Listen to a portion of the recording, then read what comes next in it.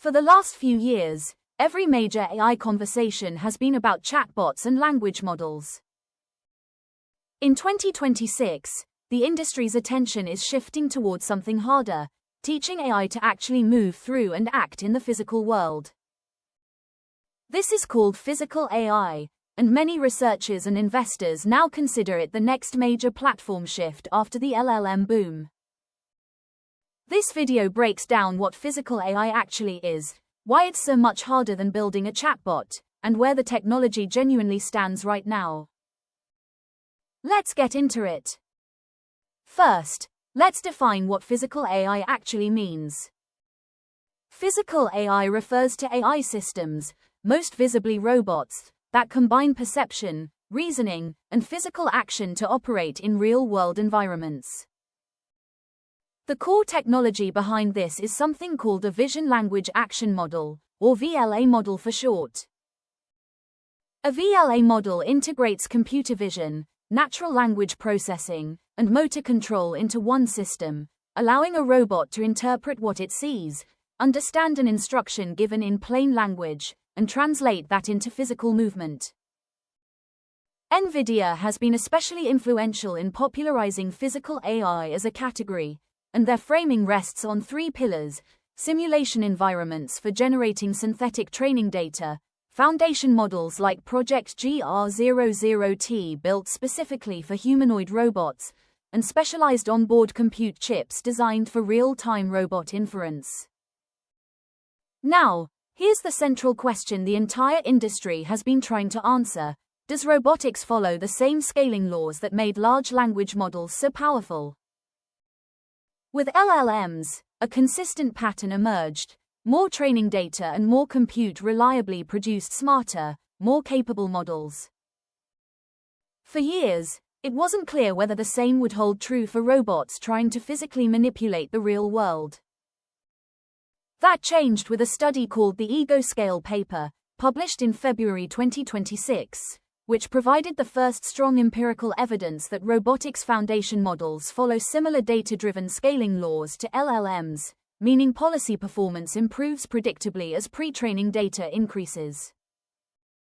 This is being described by researchers as one of the most consequential model layer findings of the year, because it suggests the same compounding capability curve that made ChatGPT transformational could apply to physical AI too. But here's the critical difference that makes robotics fundamentally harder than language models: the data problem. LLMs were trained on enormous amounts of text scraped from across the entire internet, essentially all of humanity's written knowledge. Robots don't have an equivalent goldmine to learn from. Physical AI requires embodied data, meaning actual recordings of robots or humans performing physical tasks, and that kind of data is far scarcer. To put this in perspective, the largest public robot dataset available today contains roughly 2 million recorded trajectories, while a large language model like GPT-4 was trained on trillions of tokens of text.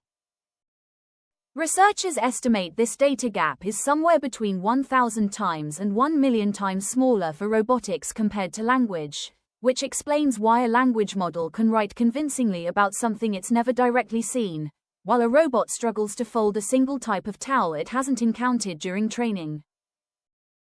This is exactly why the ego scale finding matters so much. It's the first solid evidence that if the data gap can be closed, similar capability gains to what we saw with LLMs may follow. Now let's talk about world models, because this is being called the next frontier within physical AI itself. A world model is essentially an internal physics engine for a robot, a neural network that predicts what will happen in the physical world before the robot actually acts. Instead of a robot simply reacting to its environment step by step, a world model lets it reason ahead of time, essentially imagining the consequences of an action before committing to it physically. This is a genuinely active area of investment right now, with roughly $6 billion flowing into world model companies in just the first quarter of 2026 alone, according to industry tracking. So where does this leave humanoid robots specifically, since they get most of the public attention? The honest picture is a mix of real progress and real limitations. On the hardware side, costs have dropped dramatically. A capable humanoid robot that used to cost over $1 million can now be built for under $100,000, driven by advances in actuator design, battery technology, and manufacturing.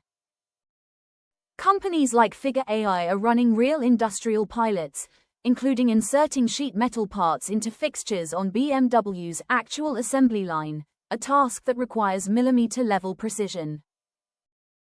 But independent researchers are careful to point out that real-world reliability still significantly lags behind lab demonstrations.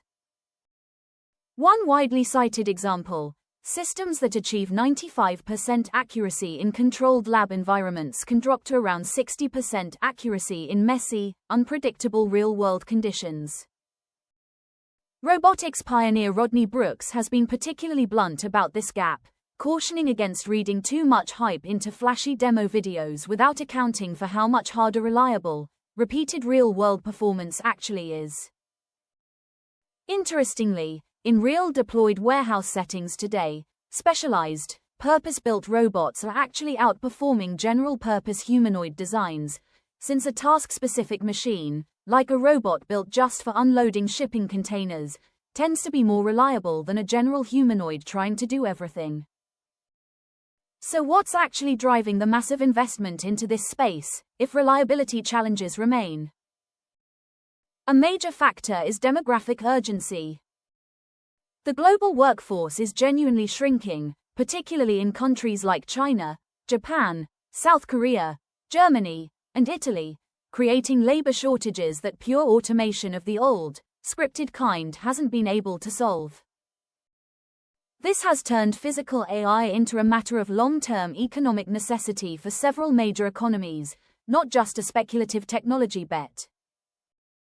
There's also a clear geographic divide emerging in how this industry is developing. China is reaching hardware manufacturing scale and cost reduction faster, through sheer production execution and rapid deployment learning. US and European companies are differentiating more through frontier AI sophistication, software architecture, and safety-certified deployments for high-stakes environments like healthcare and defense. So where does this leave us heading into the rest of 2026 and beyond? Most serious researchers agree we haven't yet reached what people are calling the ChatGPT moment for robotics, a single point where a robot can reliably perform complex, unfamiliar tasks without human supervision, at a level ready for mass commercial deployment.